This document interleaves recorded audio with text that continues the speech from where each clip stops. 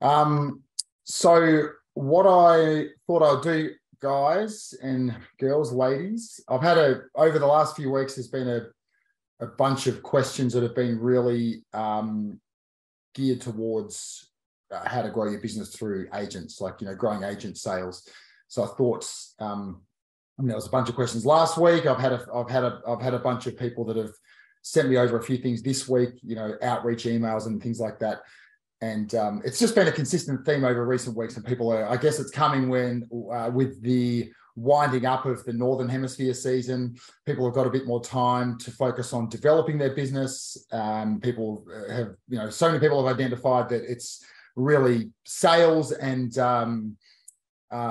implementing additional sales channels, diversifying their sales channels is going to be a real focus so they can tackle 2023 with some really exciting projections. So I thought it would be a good idea for me to actually just do like a dedicated 30 minutes or so, just running you guys through how you can grow agent sales in your business. And so anyone that did, I had a look last night, there wasn't a huge amount of questions that people had submitted. So anything that did come through over the last few hours, we might just kick it over to next week unless it's urgent. And if it's urgent, you can just jump in and ask me over the next day or two. So without further ado, you don't want to see that. What I did, I just popped down a few quick notes here this morning, just in a really basic Google Doc. So which we might run through. So before I start, has anyone got any questions, any thoughts or anything that they wanted to run by me that was really pressing? I'm guessing it's a no, so we'll we'll push on.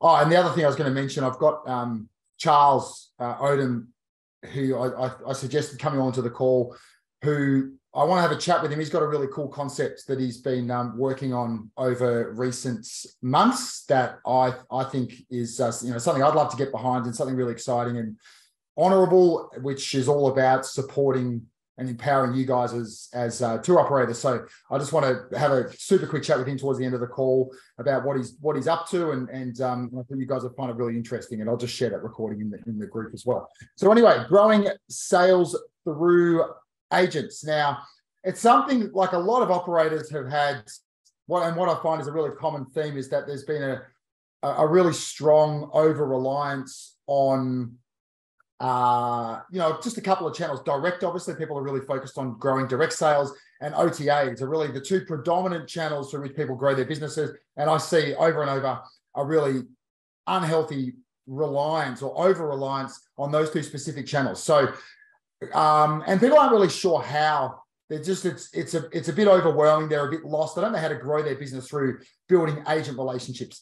And if they do, they sort of, they tackle it. They don't see it through. They don't get the traction that they're looking for instantly, and they just can it. They drop it, and they just revert back to what they know.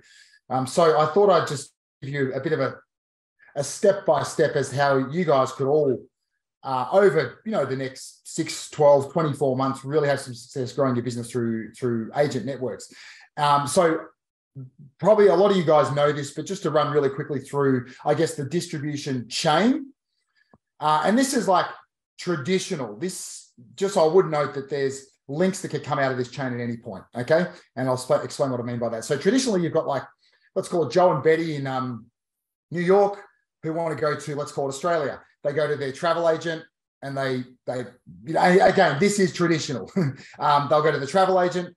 We want to go to Australia. The travel agent will, talk to them about their needs, their desires, what they want out of the trip. And they might even present them a few brochures, okay? Now, let's say, for example, there's a company called Down Under Australia, based in Seattle. They are a travel wholesaler. They would have a brochure that has Australian options, ideas, holiday, holiday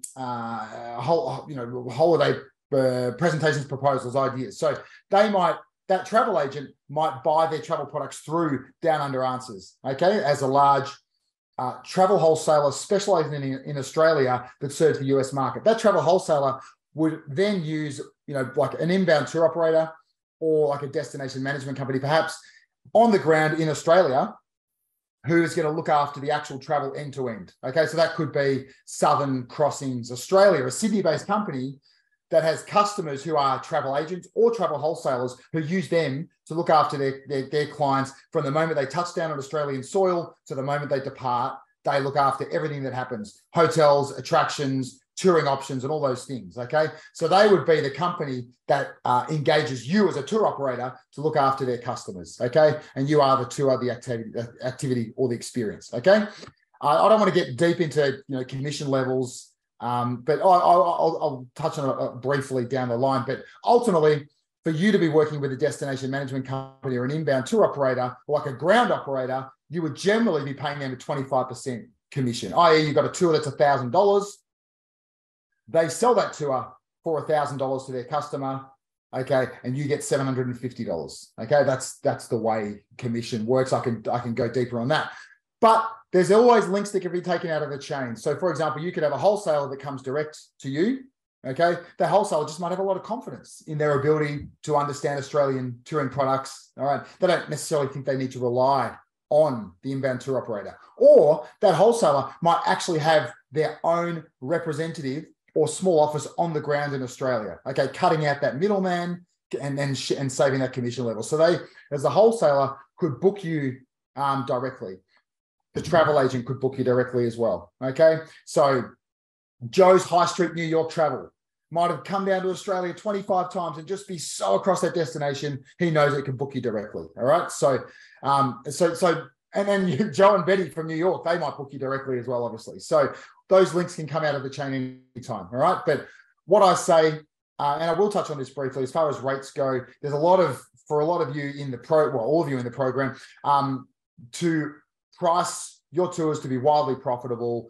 I've got a great lesson there in week 3 that's going to show you how to create a pricing structure that allows you to build in that 25% commission to be able to work with any distribution partner, including agents, okay?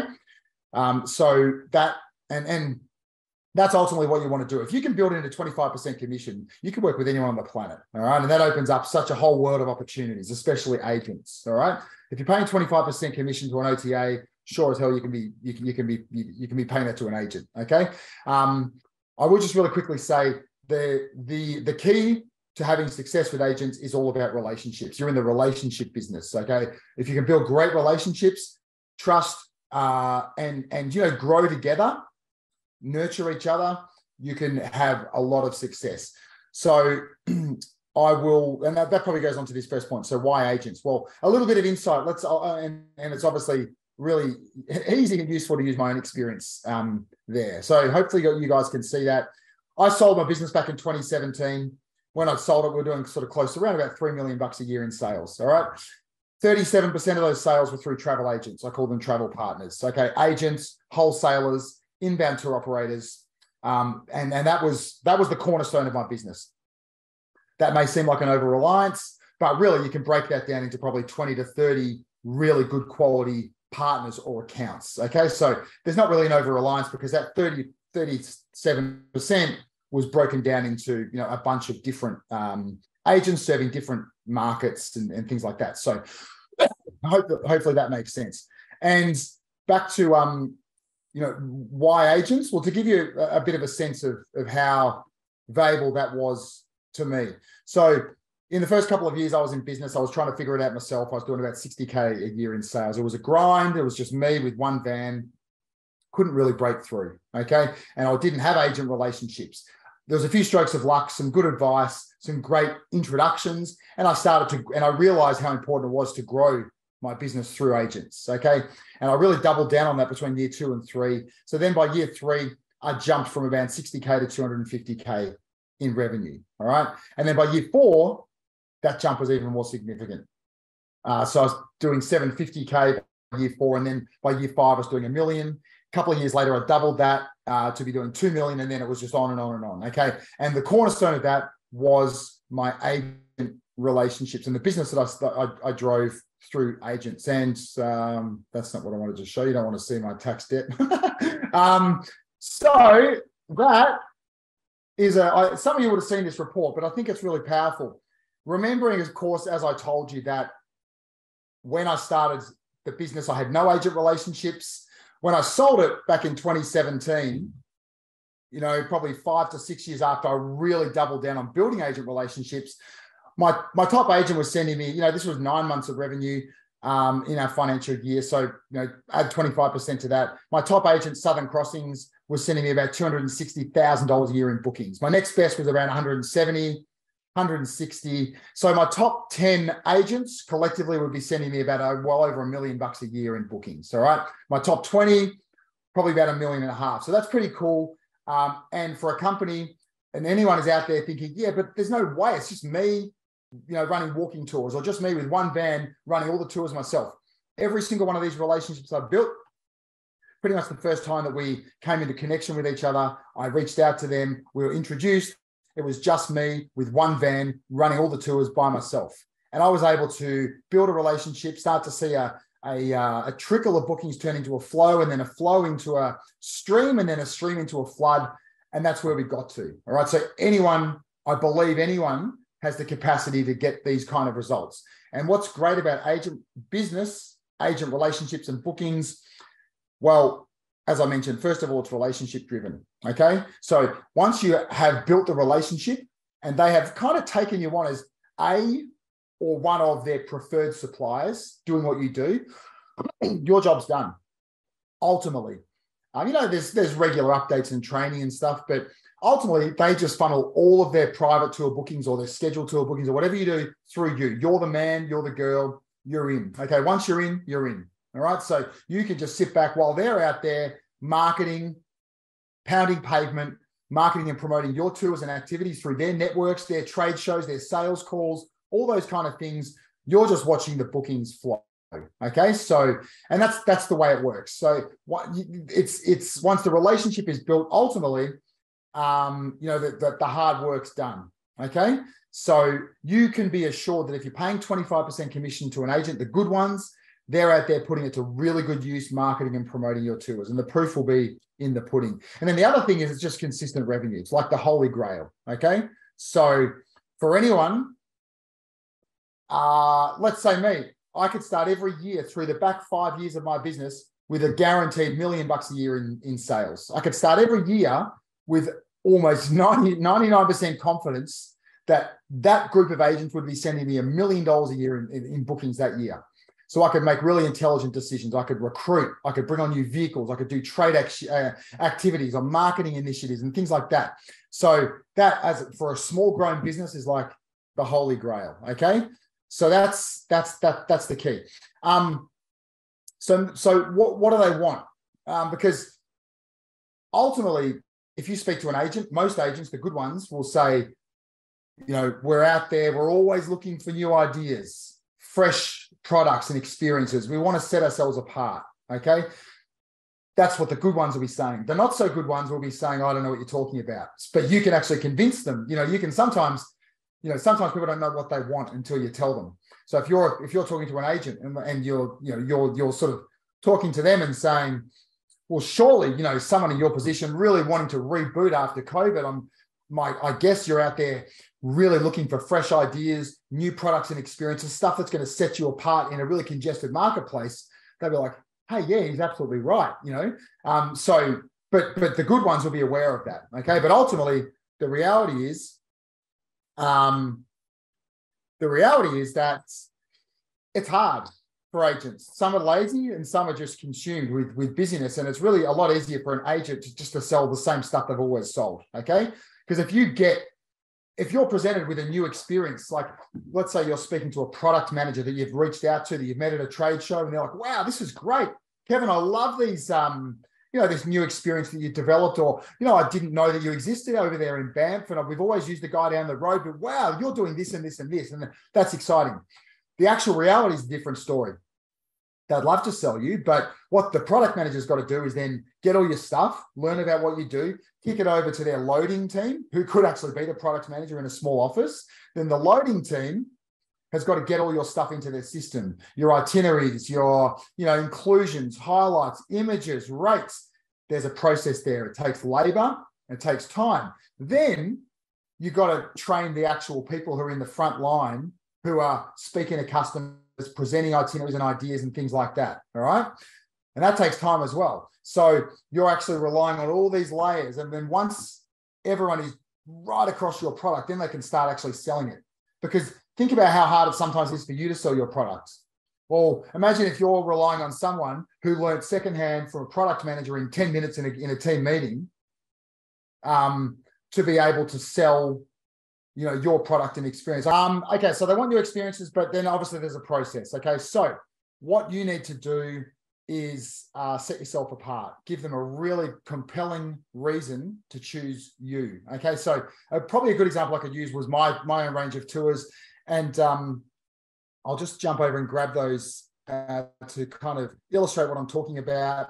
When I started my business, and I've told some of you guys this, I was naive in the sense that when I started up, I thought that my really compelling, clear point of difference was going to be me as a really great, energetic, young tour guide, finger on the pulse. And that was going to be the thing that set me apart. Okay.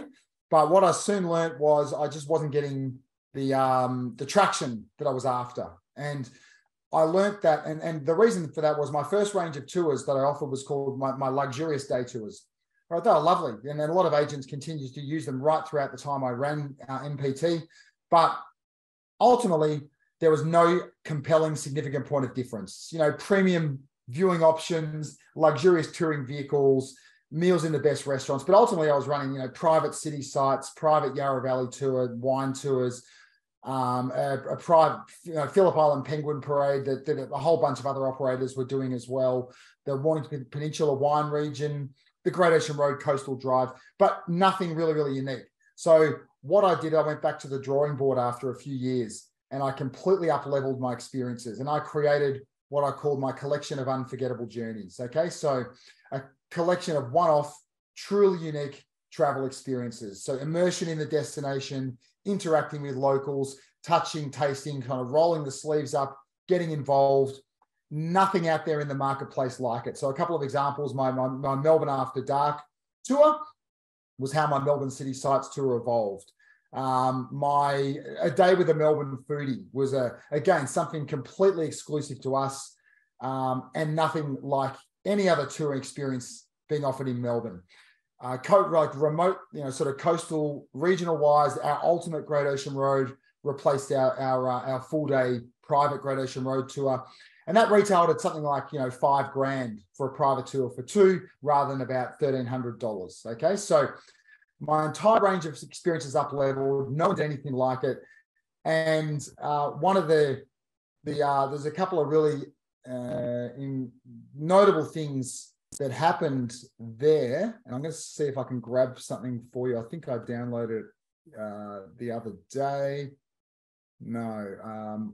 What I'll do is, don't worry, look, it was reflected in my rates. So, you know, my tour rates increased by about, you know, they pretty much doubled right across the board. Okay. Some of them we saw increases of like 2 to 3 times, but it was impossible for anyone to compare apples with apples because no one was doing what I was doing. All right. So that was what happened. And the other thing, and that was kind of what led to the really dramatic spike in business through years 3 and 4. And then, you know, but by year 6, I doubled that again. Okay.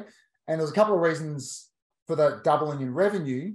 One was, of course, the increased price of my tours because I'd up-leveled them so much. But the second was that an agent now was, rather than booking a Melbourne City Sights tour plus perhaps a Yarra Valley tour for their customers, like a city tour and then a wine tour, they were booking like 4 or 5 of our tours. Okay. So they were increasing the length of time that their customers were spending in Melbourne. And they were taking, you know, 4 or 5 tours rather than 1 or 2 or 3. So everything changed. And the beauty is that it wasn't a laborious, time-consuming, resource-draining way to grow my business. It just happened beautifully, seamlessly. And there was a bunch of other wins along the way as well. Our local tourism association wanted to support me and they wanted to use these types of experiences to sell Victoria as a destination. So they were out there marketing and promoting, recommending, referring, which was amazing.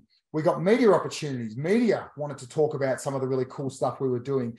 People wanted to work for us because we were doing the fun stuff. I mean, who doesn't want to spend an hour and a half in a luxury helicopter flying down the Great Ocean Road, you know, compared to running like Groundhog Day and other city sites tour for, you know what I mean? So we attracted a better caliber of guides. People wanted to work for us. We saw that with people just, you know, we didn't need to necessarily advertise for positions after a while. There's just a consistent flow of CVs. We offered better conditions. So it was just a win-win-win. So that's what happens with agents. So that's all the cool stuff. And that's what agents are really looking for. And actually, that reminds me of something else, which I'm going to try and show you really quickly here.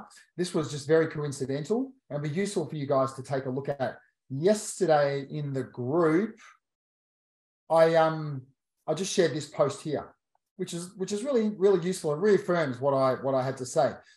So take a look. It was about 21 hours ago in the How to Grow a Tour Business public group by Lean, who's a member of the group, as a travel advisor. Her take on things, okay? How valuable suppliers are that can offer unique experiences, special connections, you know, access to the inaccessible. Support is really important as well, okay? So take a read of that. I think it reaffirms all the stuff that I'm talking about here. And it was, you know, straight from the horse's mouth from an agent who's always looking for suppliers that can elevate her experiences and bring them to life. Okay. So the next aspect of this is this one, how to find them.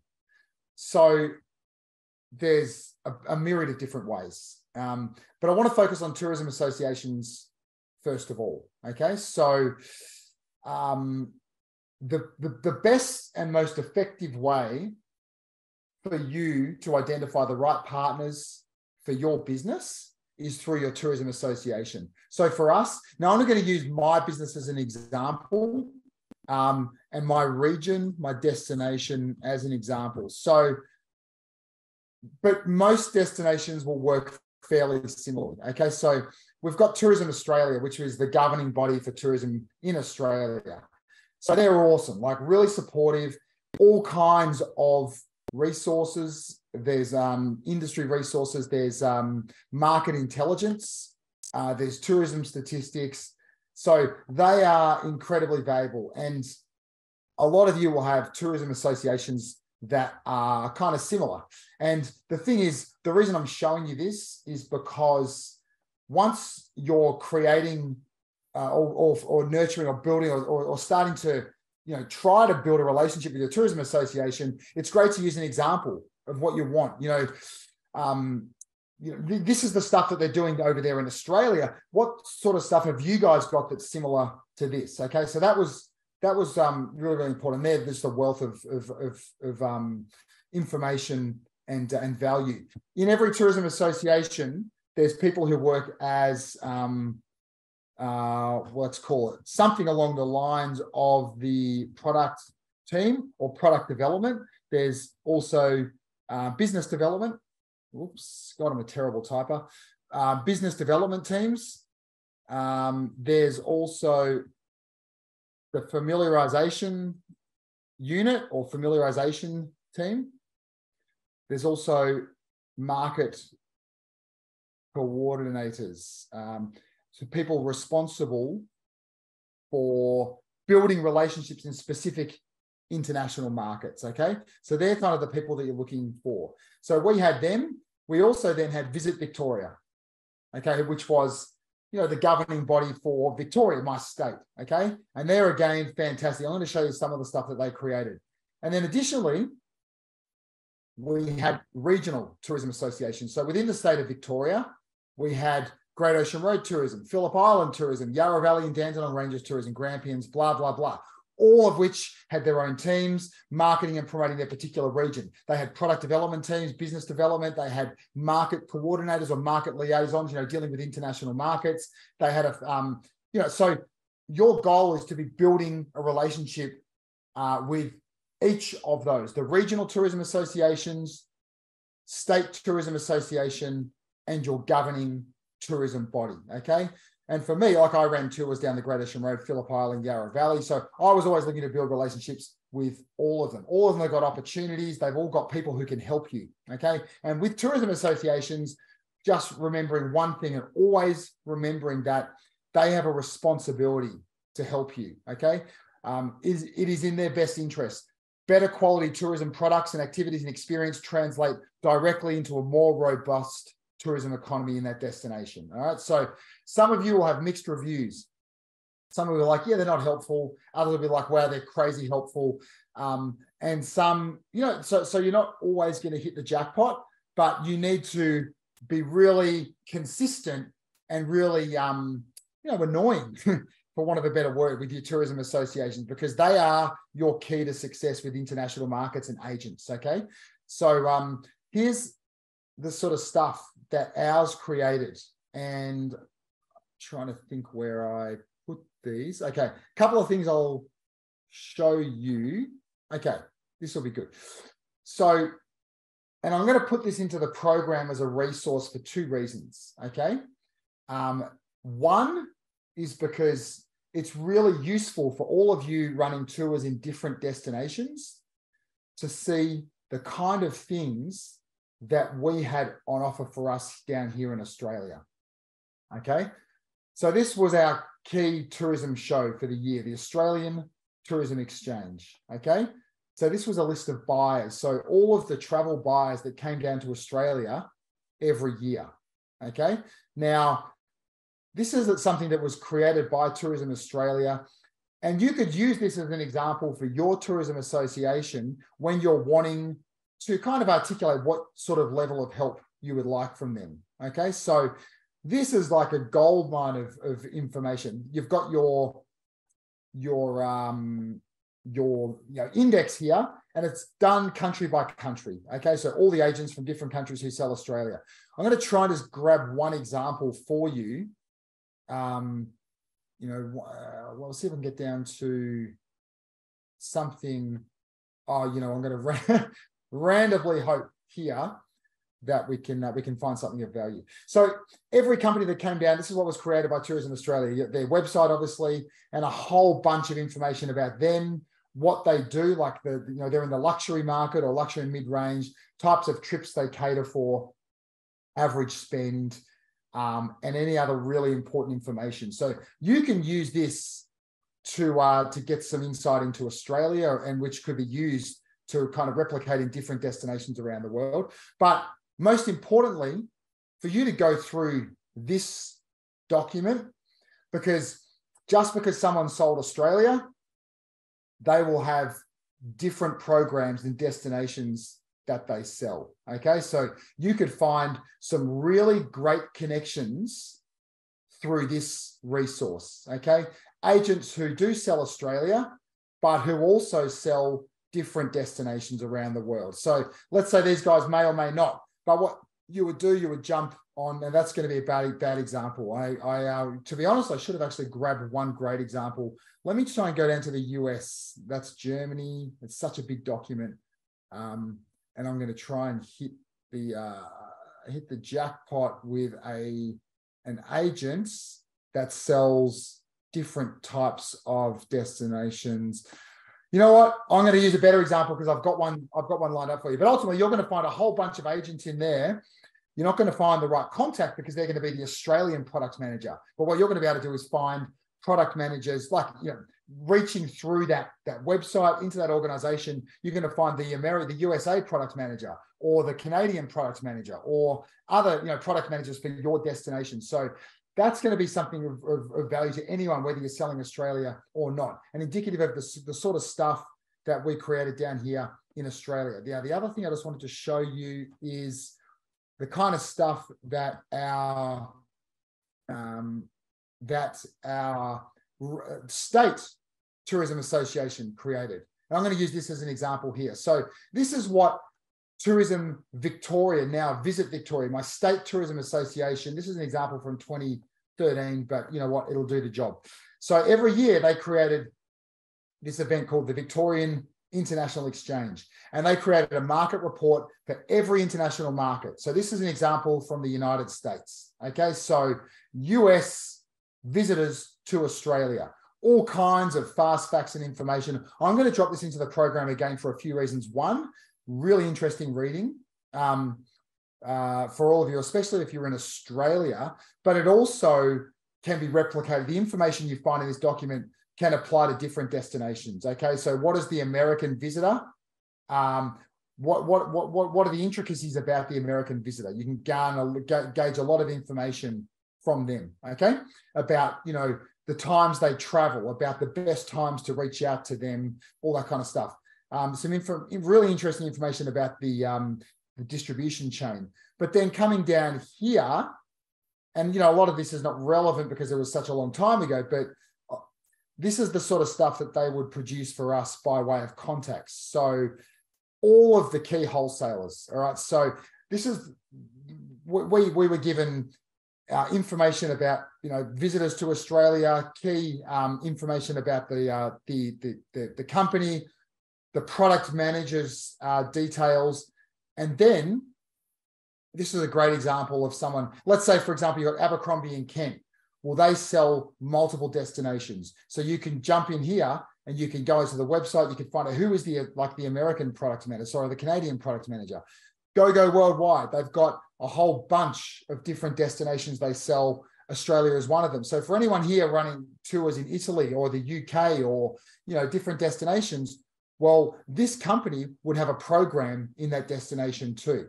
MLT Vacations, the same. All these companies, they have Australian products, but they all sell different destinations. So that would be useful for you to see.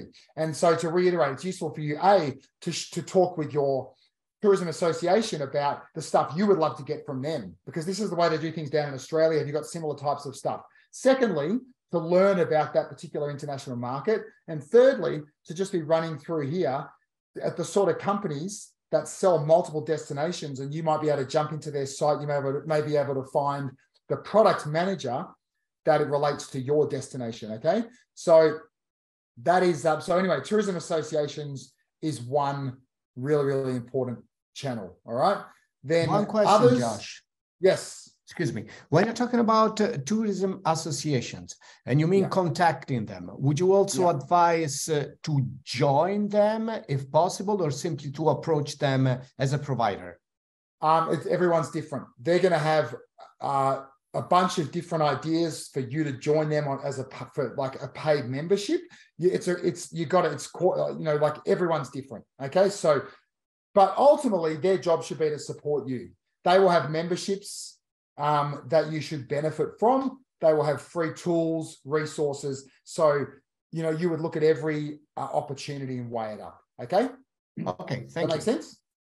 Totally. The other is to go direct to different groups of independent agents. Okay. So, what you guys want is independent travel agents that sell your destination. So a couple of networks to jump into and take a look around: Virtuoso, Signature Travel Network, Travel Associates, Travel Leaders.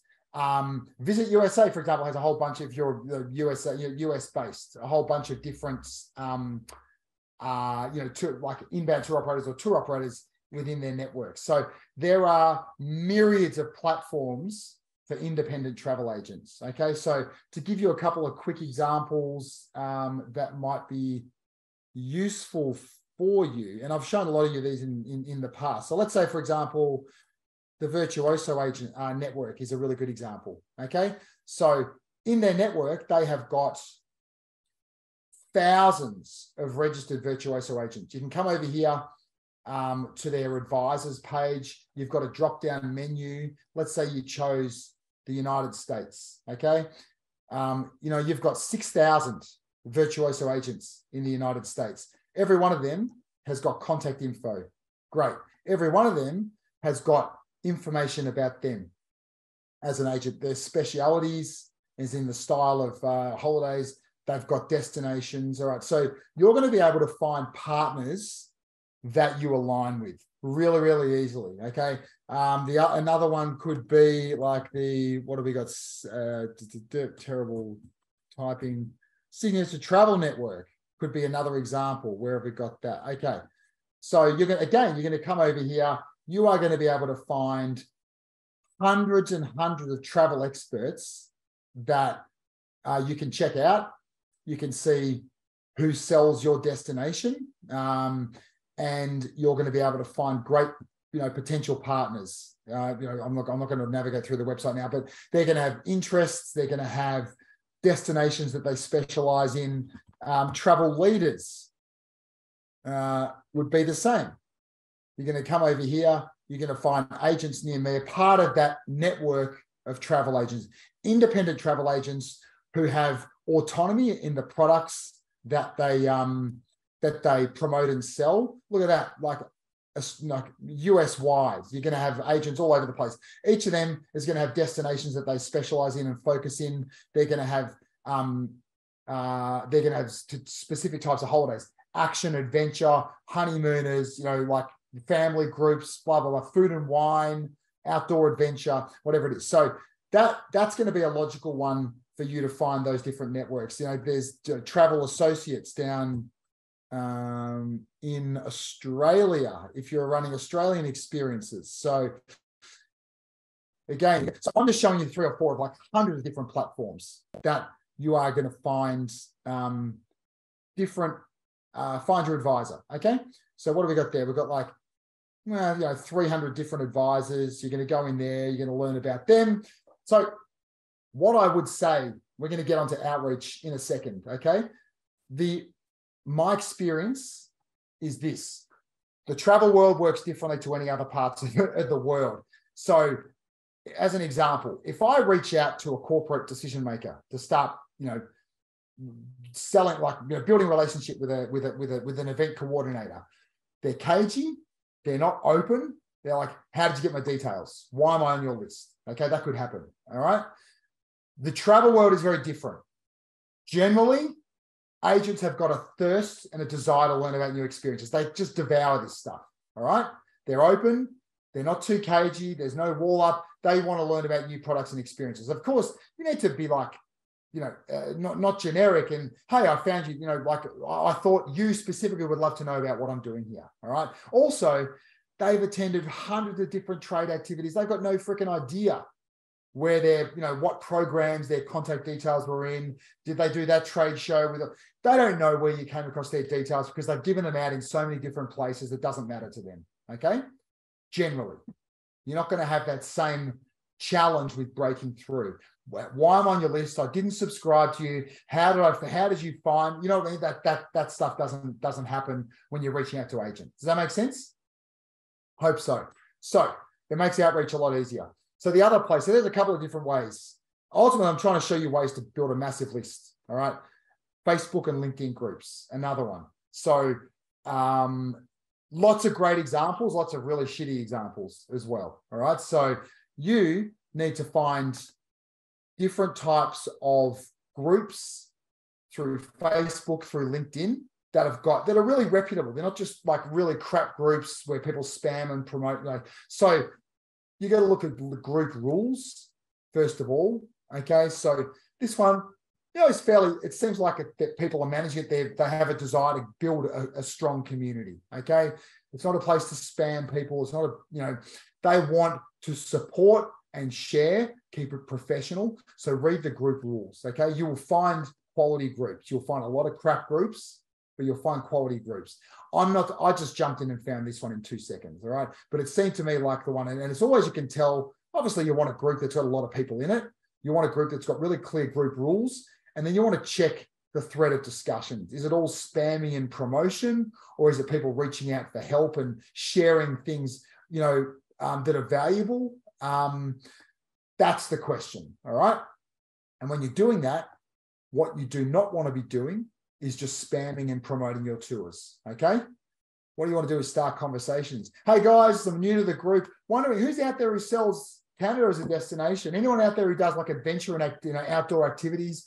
Love to network with you, or even pick your brains about what's happening, in your world. That kind of stuff. All right.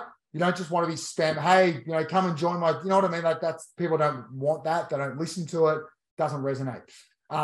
Asking for help and feedback. Hey, to all you guys out there selling US or Canada, I've just created this awesome new blah blah blah. Anyone feel like just give me a little bit of feedback on it? That stuff's great. All right. Add value. Reach out to people. All right. Can you help people in the group? That's awesome. Check out who the people in the group are. You're finding a lot of people that, like you might be able to, find people that you really align with, that sell your destination, that specialize in outdoor adventure activities. All right. Create polls. What's happening in your world out there, agents?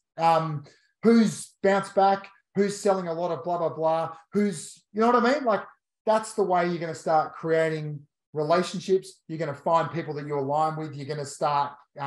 So read the threads, reach out to people. I hope that makes sense. And that's just one group, but you can find a lot of value and you can start building a list of really good quality partners and relationships through LinkedIn and Facebook groups, all right? By sifting through and finding the quality ones and not just spamming people or just being smart about the way that you use the group. This was awesome. A tour operator brains trust. You guys should all be doing this, okay? So what do I mean by that? Well, I'll jump in here. So there's a few companies, Echidna Walkabouts. All right. So really, really great company down here in down there in Melbourne. Okay. So that's one. Another one was Hidden Secrets Walking Tours. Hidden Secrets Tours. All right. I'm just going to whip through these websites and I'll tell you why. They were great. Melbourne, I saw Jess on the call who bought this company, Sports Tours. This is a little before Jess's time. There's another good partner, so that's these guys, Melbourne Sports Tours. And then this call's going a lot longer than I thought, but that's okay. And then Microflights was another. Okay, so here's why I'm showing you these businesses. These are all Melbourne-based operators. All right. And they are all very, very different to my company that I started, scaled and sold, Melbourne Private Tours. Okay. But what we all had in common was we shared a customer. Okay. So we created what, call it anything, a brains trust. We would come together every couple of months and we would share market intelligence together. All right. What are we seeing out of the key markets, US, Singapore, Canada? What's happening? Anyone got anything interesting? So we try to structure it. We even try to encourage people to do like a one-pager before the meeting. Agent insights, any new relationships out there, any agents that are really delivering a lot of business, any recommendations or referrals. Recommendations are better. You're like, hey, you guys, I'm doing 250K a year out of Southern Crossings. Is anyone not working with them? You sure as hell should be. Do you want an introduction? Do you want a referral? Do you want to know who the product manager is? You know what I mean? How valuable is that? What's happening with who's having trouble getting the right relationship or help from a tourism association? Do you want me to make a quick introduction? Hey, market coordinator A, who deals with the US market at Tourism Australia, have you met Rod from Microflight? He's got an awesome product. You guys should really connect, okay? That sort of stuff. Website analytics. Has anyone seen some big spikes in interest from different markets? That is the most effective way that you can grow your business through agents, I believe. All right. So think about who's out there in your world, 5 or 6 different businesses who might like to be involved in a monthly or quarterly brains trust, just like that. Okay. You are going to get like unrivaled intel, recommendations, introductions, and support. Okay. Then the next one, LinkedIn. Like for anyone now, a combination of all these strategies.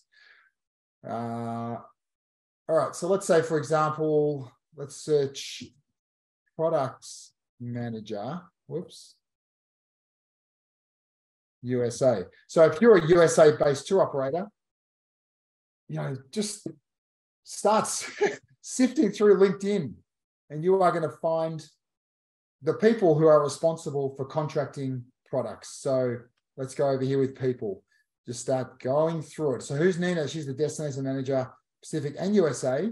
So she sells, you want to check these things out, but sells the USA to Australian customers. So if you're a USA tour operator, beautiful contact. I mean, I'm doing this in 2 seconds. The USA product manager, if you sell an attraction, all right, great. But then you're going to start finding, so you'll have to check her out. Is she the USA-based product manager selling other destinations, or is she the Australian-based? I think she's based in the US selling other destinations. Anyway, so Audley, this chick, so she is based in the US. Audley's a UK company who sell the USA. All right, gold. And then you know what you're going to find out if you're like, hey, Lauren, it seems like what I gather you are selling USA product to the UK market. Did I get that right? Yes, yeah, absolutely I am. Boom. Or like, no, what you need to do is you need to speak to Paul. Okay. So anyway, LinkedIn, you're going to find an absolute mountain of outreach opportunities. Okay. Just by searching product managers. All right. So all of those combined, that's how you're going to start building a list of agents. Okay. So then the next step is the outreach. Any questions at this point? I'm going to take a breath from talking for a second. And if there's no questions, I'm just going to pause for 5 seconds anyway. No, what I'll do is I'll plow on. Okay, so the outreach. So what does an agent want to hear from you when they when they first get in touch? When you first get in touch with them. All right, so I'm going to run through the process that worked for me. All right. Now, what I would say is that there's a whole bunch of testing that is appropriate. Okay, so my strategy you may not find is the best strategy for you. All right, but ultimately it starts with an outreach email. And now here in the program, you've got access to a couple of different versions of that outreach email. So the first one, and I'll just drop this in here because they converted really highly for me. If you haven't seen these, come over and take a look. For anyone who's trying to figure out how they're different, come over here and start creating your own outreach email. But the first thing you want to do in an outreach email is that you want to establish credibility. Well, first of all, get straight to the point. Who you are, what you do, okay? Then establish credibility if you can, all right? So I was speaking with blah, blah, blah, whatever it is, but something that someone who thinks you're really great. Any reason for someone to say, oh, right, okay, well, that, I'm impressed off the bat. They know that person. Clearly they're reputable. Okay, I'm keen to read on. So then you want to make sure it's not generic. Okay. So you've done your homework. They're a good partner for you. You feel like they're a good fit. You don't want to blanket email people. You just won't get any response. Okay. So that's really, really important. Then you want to really stroke someone's ego. Okay. So, something that tells them that you think, that someone thinks they're great, because anyone who gets their ego stroked is going to lean into you. Okay. So they think you guys are great at blah, blah, blah. Or something that you have learned from their website, or, clearly you guys are the benchmark for blah, blah, blah. That stuff really, really helps. Okay. Then jump into a bit of background. Okay. And what you want to do in that is just establish your position as a real player. Okay. Could be based on how long you've been around. Could be something about the numbers you've done that give you confidence you can deliver at scale. Something along those lines. All right. Your bandwidth with the fleet of vehicles you've got, your number of passengers you served last year. You can do foreign languages, whatever it is. Okay. Then you want to dial in this as the key. How are you different to everyone else? This is the key. All right. For this reason 1, this reason 2, this reason 3. Those guys over there are really good at doing X, Y, and Z. Over here, they were a little bit different, and here's why. Okay, that's really important. Then all you want is an acknowledgement and a show of interest. Hey, this sounds interesting. I'd love to hear more. Okay, so there's that as a long version. Then I've got a shorter version because some people don't want a long email. This is kind of the same thing, just really condensed. Okay, what you want there is to ask someone, are you keen to learn more about me? Okay, that's what you want to get to first base. What you want is a response to say, hey, this sounds interesting. I'd love to learn more. So my strategy that worked for me was not to bombard people with rates, product information, terms and conditions, image galleries, all that stuff. Then, no, you want to start building a relationship. And you want someone to say, hey, nice to hear from you, Kevin. This sounds really interesting. I'd love to learn more about what you do. That's what you want, okay? And from that point, the key things they want are, just back to my little notes here, they want these key things. So marketing materials and tour descriptions, your terms and conditions, and a rate sheet, okay? So you can do this in a bunch of different ways. Again, my examples are in the program for anyone who does not know about them or is not familiar with them, but something along the lines of this. They want something really, really cool that has your tour descriptions and your product information, and you can use mine as inspiration to create your own. This first version here has some yellow highlighted notes, so accompanying notes on it, just the first one in my tours. But ultimately, you've got a tour summary, you've got a hero image, you've got your highlights and inclusions, you've got experience enhancers perhaps, which is really effective for me. You've got your net rates and your retail rates, okay? You could perhaps do it slightly differently, whereby you might have a separate rates sheets, and I'll just see if I can find that as an example here for you. Rates sheets, whoops, I had it there. Rates sheets, there it is. So take a look at that. You could have like a separate rate sheet, which has got your, and okay, I've just dropped this into the program in the inside the tour business resources. So your retail rate, your net rate, number of packs, you know, mine were all private tours, but it'd be really cool for you guys to see. So I had my luxurious day tours, my original range of tours, those entry-level tours I talked about, then my up-leveled collection of unforgettable journeys there as well, okay? They want to see that. Then they're going to want to see your terms and conditions. And my terms and conditions, I've got in the program in the Inside the Tour Business Resources. And again, jump in there, have a look at the way I presented mine. But ultimately, what you want is these key elements. You've got a little bit about you as a company, maybe something about your fleet of vehicles or your equipment, if you run kayaks, for example, or SUPs or whatever it is, perhaps maybe some images, something about the team, key contacts, your rates, information about rates, your cancellation policies, payment terms, scheduling information. So that's some key information you'd want in your terms and conditions document, okay? And you might want an image gallery attached there. And then like a great cover email, okay? Which this one was a great effective one that we had that when we presented our rates on an annual basis. This was for partners that we'd already created a partnership with. But again, there's some explanatory notes there. We took the opportunity to reinforce why we're so great and why we should continue to use them as their preferred operator, but you could use that for a new new agent as well. Tell them what's attached just so they know and they can actually, like navigate it or find it quickly and easily. And then a great opportunity to tell about what's new, what's happening that's new and exciting. This would also be a great opportunity. So when you're distributing your rates and itineraries, just like, hey guy, nice to meet you. Here's the stuff that you requested. Missing an opportunity. Okay. So that is the key elements of your outreach process. Okay. Then the next step in your outreach is the follow-up. Okay. Whoops, terrible typing again. I am one of the world's worst typers. Assume with your follow-up that all the magic is not going to happen in the first one, the second one, the third one, or the fourth one, okay? People lose interest after follow-up too. Big mistake. Some of the biggest magic that happened in my business happened after 5 follow-ups. Hey, look, I know you're really busy. You might have seen that email that I sent through with all that rate and product information. You know what? I might even try and follow you up with a call next week. How does that sound? All right. Great. Then you follow up with a call. You don't get them. You send them another email. Hey, Debbie, I hope you got my message. I tried to follow you up as promised a couple of days ago. I'm sure you're flat out doing blah, blah, blah. Just to reiterate, I'd love to just jump on a super quick call, walk you through, some of that information that I sent you through. You know what? I'll try and follow you up again next week. Okay.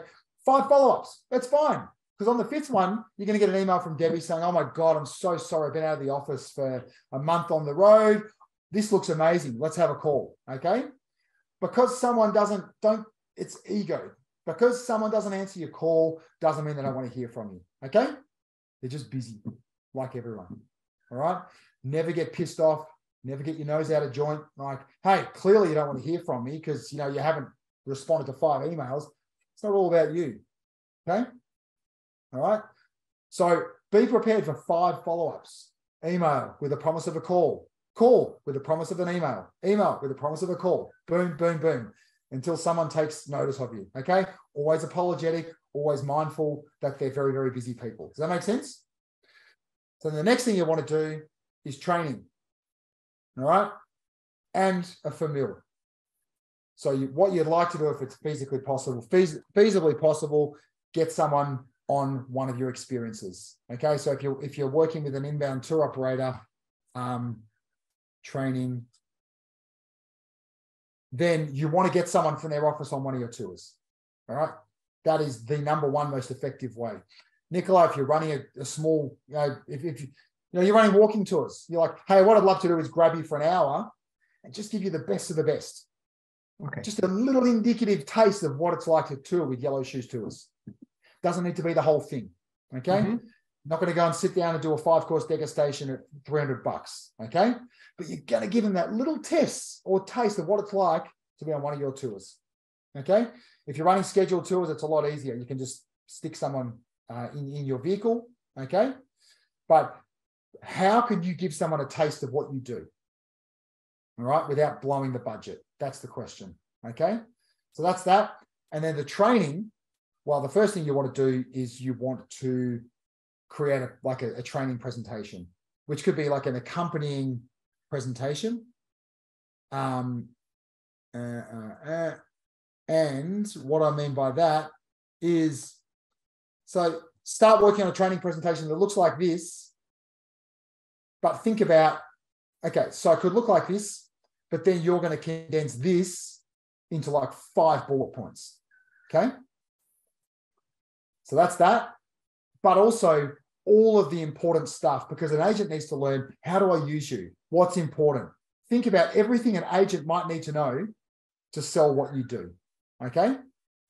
I don't have an example of a training presentation, but think about that. You want to condense the key features and highlights of your tours into a training presentation in about 4 to 5 bullet points with like maybe 3 or 4 hero images. Okay. Then you want to talk about your fleet of vehicles. You want to talk about how to book you. You want to talk about some of the processes that make it easy. All right. So I don't have the answers for you, but you want a training presentation to accompany your marketing materials. Okay. That's the first step. You can do it in PowerPoint, convert or export it into PDF. Okay. And that will be the next thing that you present with someone with. Okay. All right. Not at the same time. That's follow-up 5. Hey, I've got this really great, once you're actually loaded, they're like, yeah, I'm going to take you this stuff and I'm going to get it loaded into the system. Then the training process. Then after that, what you want to do is 1 or 2 things. Ideally, you want to get in their office. Okay. I'd love 30 minutes to actually spend with your team to show them firsthand what I do. Okay. That's ideal. If you're running tours in Australia, you want to get up to Sydney. There's like 25 inbound tour operators in Sydney. You want to plan your own 2-day roadshow sales call, and you want, maybe even get a bunch of operators together and just like partner up with 2 or 3. Okay. I would love 30 minutes of your time in the boardroom with your reservations team just to show you what I do firsthand. Okay. A lot of them are really receptive to that. I'll work around you. You let me know if there's any slot, any day between now and the end of the year that I can come into your office. I'll make it happen. You don't necessarily need to make it happen, but that's the level of desire you've got to have. Okay. Then you can start to piece it all together. All right. Effective way is to get 2 or 3 complimentary tours and go up there and do the same thing. Okay. So that's that. And then the next step is to turn your PDF training presentation into a Zoom presentation. All right. So get a PowerPoint together, just like I'm doing here, do a share screen and walk people through with slides hey, it's Kevin here. I just wanted to create this training presentation for your team.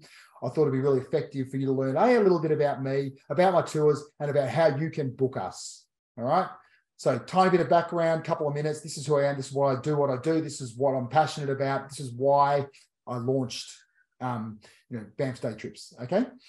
So next, this is what I do. So here's my fleet of vehicles. This is the way that my tours work. Here's some real highlights and some images on those.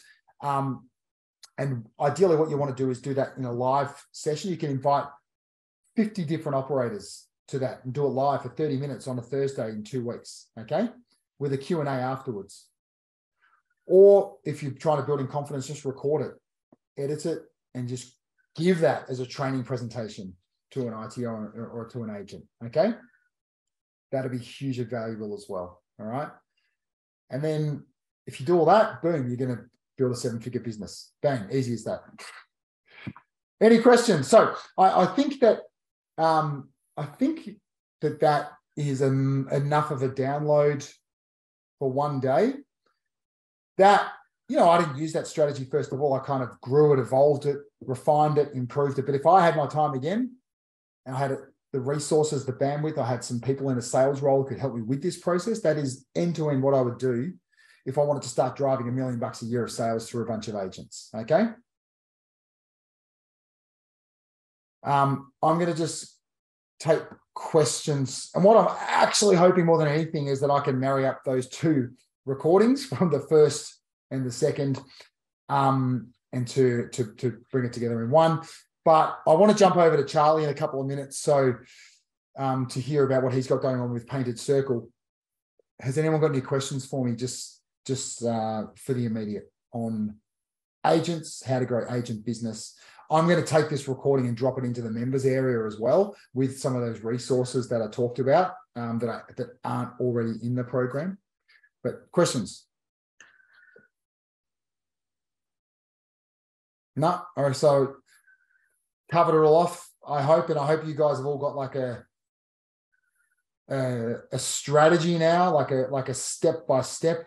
There's work involved. It's not going to happen by waving a magic wand, but actually having a focused strategy. I've got to do this, then this, then this, then this, and then I'm going to see like an incredible result. And I think a lot of you can actually follow that pathway. Not necessarily every single strategy, but a lot of you can follow the pathway to actually start building a list, marketing to that list, getting that, getting training into agents, getting that first opportunity, and then just start, nurturing and fostering and growing that relationship. Cool. All right. If there's no questions, some of you may have them that come to mind down the line, so that's great. But Sean, a lot of great stuff there. Where can we pick up the docs on the website? What do you mean the docs on the website, mate? Just jump on and explain. Just on the training, in the training portal. Oh, okay, cool. I'm going to drop this recording into week 3 because it's, improving business performance. Okay. And then directly beneath that, I'm going to drop in the ATE buyer's guide, the Victorian International Exchange, the Buy USA market report for 2013. Okay. So you're going to have them there. And I think I clarified pretty clearly to you guys how you can actually use those documents for ideas, for inspiration, for actual outreach as well, irrespective of which destination you're running tours in. But I'll do that. That'll happen over the next few days. Okay. Great. Thanks.